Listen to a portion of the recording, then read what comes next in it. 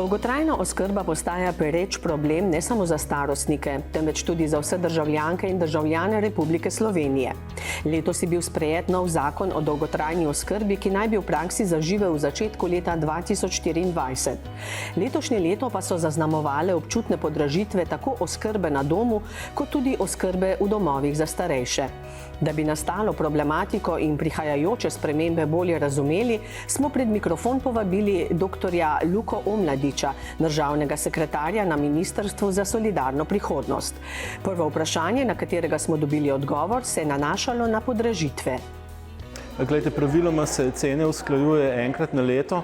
Mogoče so tudi izredne uskladitve, in sicer v primeru, ko zaradi draginje, zaradi inflacije pravzaprav stroški narastajo tako, da zavodi, domovi pravzaprav potrebujejo regulirati ali pa zvišati cene, da lahko v tem smislu poslujejo. Tako da v letošnjem letu je poleg redne uskladitve cen so imeli možnost zavodi zaprositi še za 2 izredni uskladitvi. Je pa tako, da na Ministrstvu za solidarno prihodnost vsaki podražitvi moramo dati soglasje, zato tudi zelo skrbno vsako podražitev, ki jo predloži dom oziroma zavod, preučimo in samo, če je dejansko utemeljena, če dejansko izraža to povečanje izdatkov, takrat jo tudi odobrimo. Zanimalo nas je tudi, zakaj nekateri domovi uporabijo vzvod podražitev in zakaj nekateri ne. To je zelo odvisno od situacije, v kateri je dom, od velikosti doma, od pravzaprav tudi tipa sob, ki jih ima, ali je več recimo dvoposteljnih ali je več posteljnih sob. Tako da, kot rečeno, mi skrbno pregledamo utemeljenost vsake prošnje za podražitev in na podlagi tega tudi potem odločimo. So pa predmet podražitev poleg same oskrbe tudi deli nepremičnin, ki jih stanovalci v domovih uporabljajo. Da, se pravi, tudi to preverimo, gre seveda za nekako amortizacijo, vzdrževanje stavbe v celoti in tukaj se strinjam z vami, da pričakujemo od zavodov, da tukaj ravnajo kar se da skrbno in da pravzaprav nekih nepotrebnih stroškov ne prevračajo na uporabnike. Posebej v tej težki situaciji, ko se vsi z draginjo soočamo. Tukaj je res pomembno, da so tudi vodstva zavodov, direktorji res občutljivi in skrbni v svojem poslovanju in to tudi mi pravzaprav od njih pričakujemo. V letošnjem letu so se domovi, konkretno v Zasavju, podražili za približno 15%, kar za osnovno oskrbo v enoposteljni sobi pomeni v povprečju za Zasavje 100 evrov mesečno oziroma 1200 evrov na letni ravni. Sem pa niso vštete dodatne storitve. Draginja je nekaj, kar dejansko prizadene vse državljane, tako tiste starejše, ki pravzaprav bivajo na svojih domovih in se prav tako soočajo s podražitvami, kot tiste v domovih. Država tukaj pomaga, kakor lahko. Moramo reči, da je pravzaprav iz državnega proračuna v letošnjih letu šlo že nekaj 10 milijonov za, bi rekel, blažitev teh podražitev. Vsega pa seveda ne moremo na ta način rešiti, vendarle vlada tudi, bi rekel, načrtuje oziroma planira občuten dvig pokojnin. To je, bi rekel, pomembna stvar. Pomembno je pa pravzaprav tudi, morda najbolj pomembno pa je, da k temu pristopimo dolgoročno in sistemsko. Z zakonom o dolgotrajni oskrbi, ki ga je vlada letos sprejela in ki ga je pripravilo naše Ministrstvo za solidarno prihodnost, bomo v prihodnjih letih izgradili sistem, ki bo z javnimi sredstvi znatno sofinanciral tudi stroške bivanja v domovih za starejše. Tako da pričakujemo, da se bo, potem ko bo sistem zaživel po letu 2025, pravzaprav se tudi ta izdatek iz žepov za bivanje v domu pravzaprav kar občutno zmanjšal. Župan občine Litija, Franci Rokavec, je povedal, kolikšen je strošek občine pri zagotavljanju socialnega ravnovesja. Naše obveznosti v proračunu za pokrivanje stroškov oskrbe logično iz leta v leto rastejo. Približno iz lanskega v letošnjo leto je bil porast kar približno 20%. Cirka mi pokrivamo iz občinskega proračuna letno okoli dobrih 300 tisoč evrov sredstev za, se pravi, to pokrivanje razlike v ceni pri, se pravi, varstvu starejših občanov.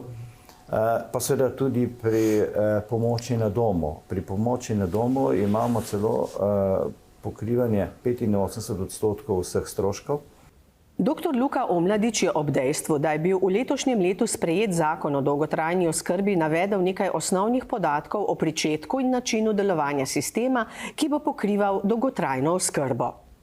Glejte, namen zakona o dolgotrajni oskrbi je pravzaprav glavni namen je ravno to, da ublaži te izdatke, ki jih imajo starejši za dolgotrajno oskrbo in tisti del, ki ga pravzaprav v veliki meri plačujejo iz lastnih žepov. Zato smo z zakonom o dolgotrajni oskrbi zagotovili v prihodnjih letih obsežno javno blagajno, to pomeni letno več kot 800 milijonov evrov, s katerimi bomo pravzaprav prispevali k tem izdatkom.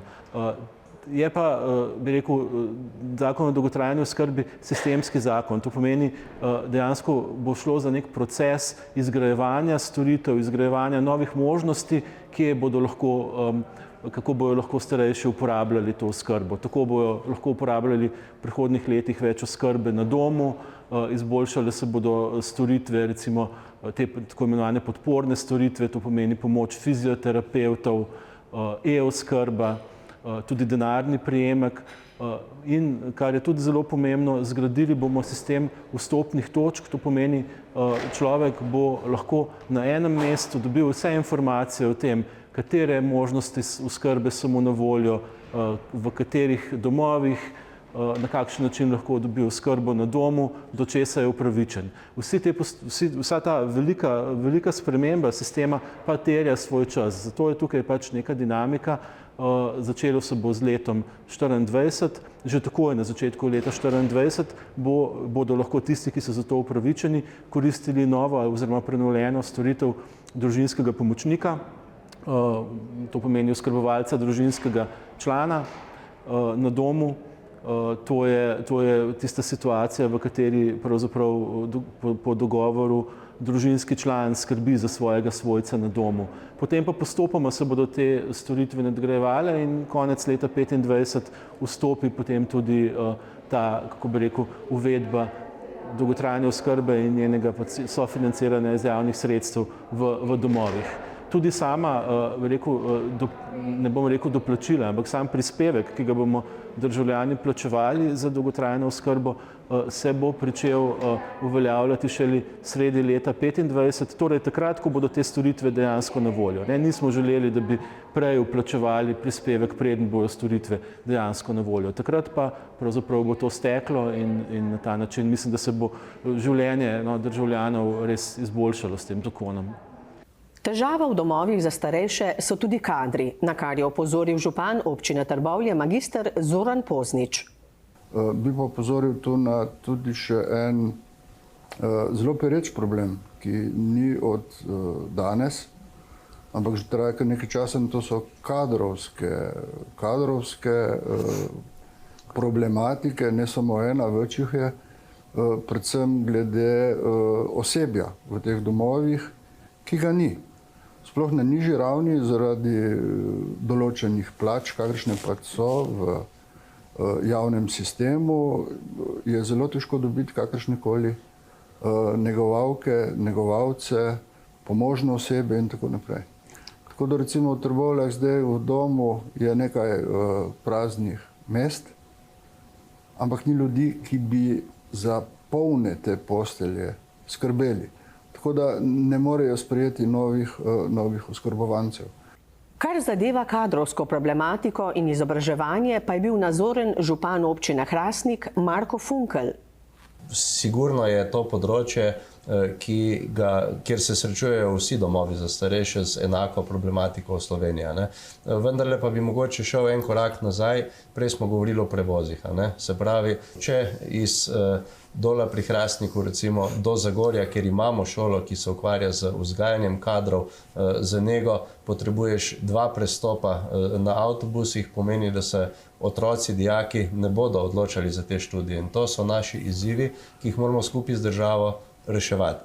Gerontološka študija je tudi pokazala, da smo v Zasavju povprečno starejši od drugega dela države, predvsem Hrastnik in Trbovlje. Imamo tukaj izjemno zapleteno demografsko situacijo, ki kaže, da se bo staranje prebivalstva vrh doseglo že leta 2032, medtem ko v Sloveniji šele leta 2050. Trenutna situacija je, kar zadeva obračunavanje storitev v preveliki meri na plečih oskrbovancev in njihovih družin. V novem zakonu pa se pričakuje prevetritev tega modela. Ja, iz ekonomskega vidika smo izhajali iz tega, da je pravzaprav v Sloveniji delež javnih sredstev, ki gredo za dolgotrajno oskrbo, relativno premajhen, če primerjamo to z najbolj razvitimi državami. V Sloveniji v tem trenutku več plačujemo iz svojih žepov, primerljivo recimo z najbolj razvitimi zahodnimi državami na polju dolgotrajne oskrbe. In to je ena pomembna stvar, ki se vzpostavlja s to blagajno za dolgotrajno oskrbo v prihodnjih letih. Drugače pa, ko ste govorili o prevetritvi, ne gre samo za to, gre dejansko tudi za nove možnosti, za nove storitve. In tukaj bi predvsem izpostavil dolgotrajno oskrbo na domu. To pomeni, vedno več ljudi si želi ostati čim dlje časa doma, pravzaprav želijo si neko možnost, da jim nekdo pride pomagati domov in ostanejo v domačem okolju, ki ga poznajo. To storitev danes poznamo kot pomoč na domu, vendar je, vemo, vedo tisti, ki jo uporabljajo, da je pravzaprav veliko več potreb, kakor je v tem trenutku možnosti za izvajanje pomoči na domu. In mi bomo to z zakonom o dolgotrajni oskrbi, oziroma zakonom o dolgotrajni oskrbi bo to močno okrepil. Lahko rečemo kar sredstva, ki bodo namenjene za izgraditev tega sistema pomoči na domu, bodo zdaj pač primerljiva s sredstvi recimo za oskrbo v domovih, ki se pa seveda ne bodo manjšali. Na ta način verjamemo, da bo dejansko tisto, kar pravzaprav čutimo, zaznavamo, da je največja potreba, to pomeni ostajati doma, dobiti pomoč doma, nekaj, kar se bo z zakonom o dolgotrajni oskrbi močno ukrepilo, potem v letu 2025 in naprej. O realnem vstopu zakona v življenje in njegovih posledicah pa nam je mnenje zaupal Matjaž Švagan, župan občine Zagorje ob Savi. Mislim, da bo to bumerang v negativno smer. Pa pustimo sedaj finančna sredstva na račun lokalne skupnosti, ampak mislim, da za ljudi, da bodo domovi postali zgolj hiralnice. Vemo, da domovi so čas bili, se spomnim še jaz, ko sem bil mlajši, ko sem bil kot župan, hodil domove, koliko je bilo to ena družabnost in vsega tega. In ta zakon bo to selekcioniral. Drugo, pomoč na domu, kjer pomoč na domu boš lahko dobil samo na centru za socialno delo, kjer boš dobil napotnico, kaj ti pripada, kaj ne. Ena ocena je, da tisti, ki so danes v Zagorju, jih je ogromno vključenih, da bi 40% sploh ne bi pripadali, ali plus minus kakšen procent gor ali dol. Pomoč na domu po novem zakonu, da nimamo še 17 podzakonskih aktov, tako da jaz mislim, da ta zakon nima ene optimistične, realne osnove. Se bom upravičil, če bo v prihodnosti že naslednje leto boljša situacija, kot jaz, da sedaj govorim o njem.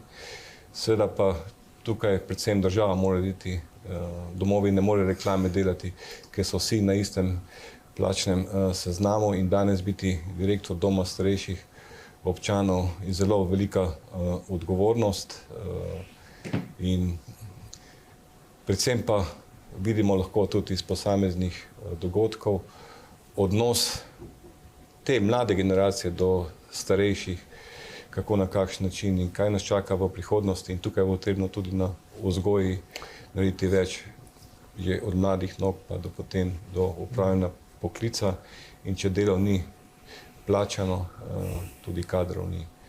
Državni sekretar pa je ob zaključku povedal, da je novi zakon prelomen v zgodovini Republike Slovenije. Financiranje je del samega zakona o dolgotrajni oskrbi, to je morda tudi razlika od tistega zakona, ki je bil sprva sprejet.